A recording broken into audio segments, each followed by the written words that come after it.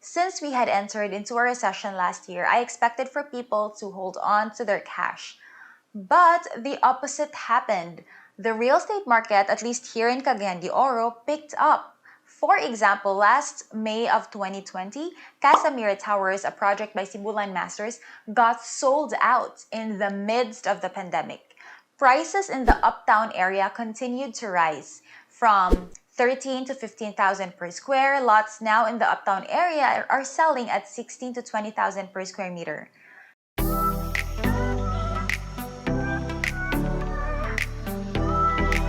Hey guys, Alex here. Welcome back to my channel, a channel about real estate, personal finance, and business. Are you looking for a vehicle to place your hard-earned money in, but you don't know where to start? When I was still starting out on my quest for financial independence, I too had the same problem. There are so many different vehicles that you can choose to build wealth. So which one should you choose? There are actually several options. You can first start a business. You can also invest in the stock market. You can buy a franchise, or you can invest in real estate. All of these are good options. We've actually done 3 out of the 4. We've put up traditional businesses, we've also invested in the stock market, and we've also invested in real estate. And based on my experience, the best for me and the safest way to store wealth and to store your money is in real estate. And I'm not just saying this because I'm a real estate broker. I'm saying this because I have experienced for myself how stable and resilient and reliable real estate is as an investment. You see, aside from my brokerage, my husband and I also are traditional business owners. We owned 2 traditional businesses, a gaming cafe and a coffee shop. But then the pandemic hit the country last year and we had to close down. So I actually have a whole vlog about how we lost 3 businesses last year. I'll put the link in the description box down below. So even if your business is doing well today, you don't really know what's going to happen in the future because nothing is certain. We also had investments in the stock market. I have been investing in the Philippine Stock Exchange for the last 10 years. And so far, it's been doing well. But then, you know what happened last year? And overnight, my stocks dropped almost 50% from the peak of 2018. Because of this, the PSE had to issue multiple circuit breakers. So circuit breakers are temporary measures that halt trading to prevent a market crash.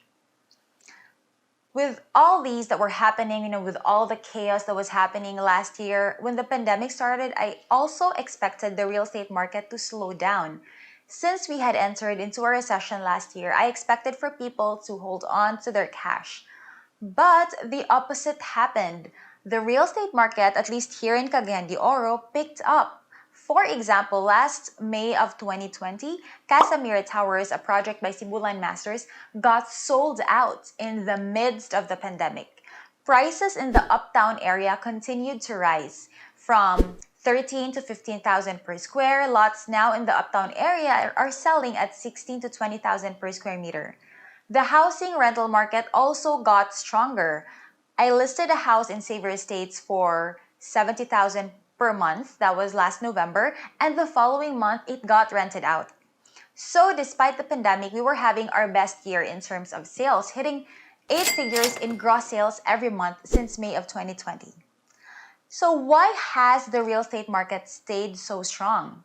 Here are 3 reasons why. Number 1, it's a safe haven. It's a hedge against inflation. Interest rates now are at an all-time low. The banks are only giving 0.1 to 0.25% interest.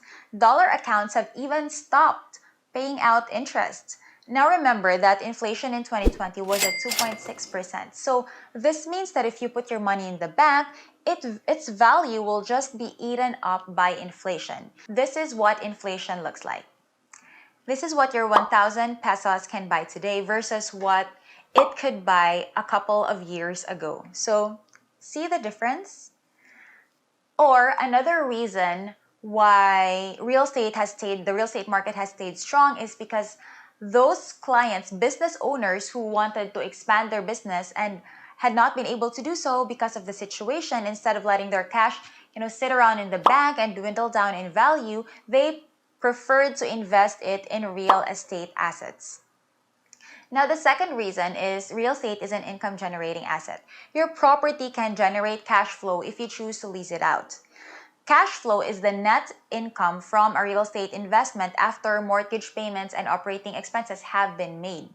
A key benefit of real estate investing is its ability to generate cash flow. In many cases, cash flow only strengthens over time because as you pay down your mortgage and you build up your equity, rental income can increase over time, which leads to a higher cash flow. Another benefit is that it also has appreciation income. So appreciation income is another type of income that you can enjoy with your real estate investments because this is defined as the increase of value of your investment over time.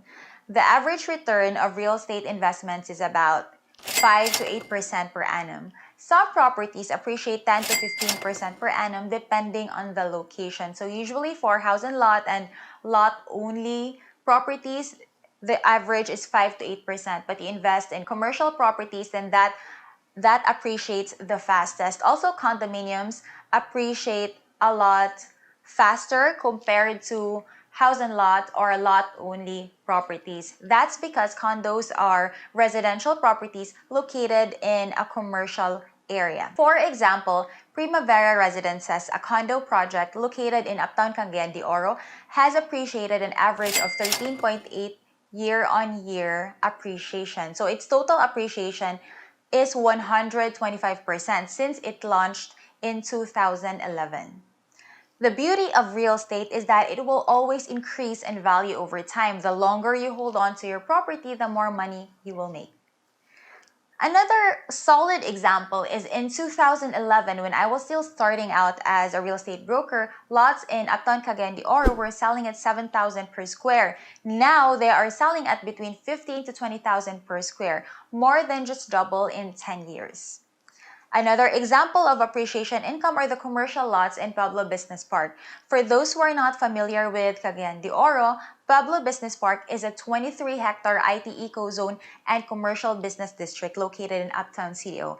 It's part of their 360-hectare mixed-use development. So the business park sits right in the middle of high-end subdivisions. And when they launched in 2004, their commercial lots with a lot size of 900 to 1,100 square meters were only selling at 8,000 per square. Now, 17 years later, they are at 45,000 per square. So imagine if you bought a lot years ago in Business Park, now it would be worth so much more than what you originally bought it for. So that is the power of appreciation income. So again, the longer you hold on to your real estate investment, the more money you will make. The third reason is because real estate is a very stable investment that helps build equity. Historically, in real estate, your risk of loss is minimized by the length of time you hold on to your property. When the market improves, so does the value of your home, and as a result, you build equity. Real estate gives you more control because it's a tangible asset that you can leverage. Compared to other types of investment, real estate has a high tangible asset value. So there will always be value in your land. Other investments, on the other hand, can leave you with no tangible asset value. For example, stock investments can dip to zero almost overnight, or cars depreciate over time. What I like about real estate is that it provides better returns than the stock market without as much volatility. So aside from being a stable investment, another advantage of investing in real estate is that it builds you equity. As you build equity, you then have the leverage to buy more properties and increase cash flow and wealth even more. So the more properties you accumulate, the bigger your net worth is going to be and the easier it will be for you to acquire even more assets.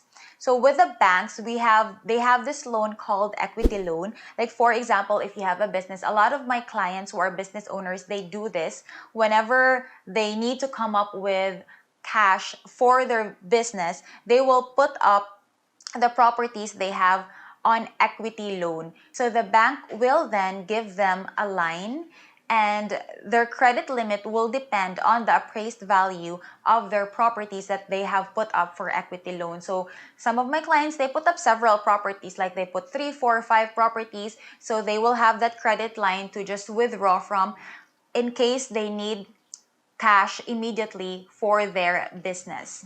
So again, the top 3 reasons why the real estate market has stayed stable even with everything that's been happening is because, first of all, it's a hedge against inflation.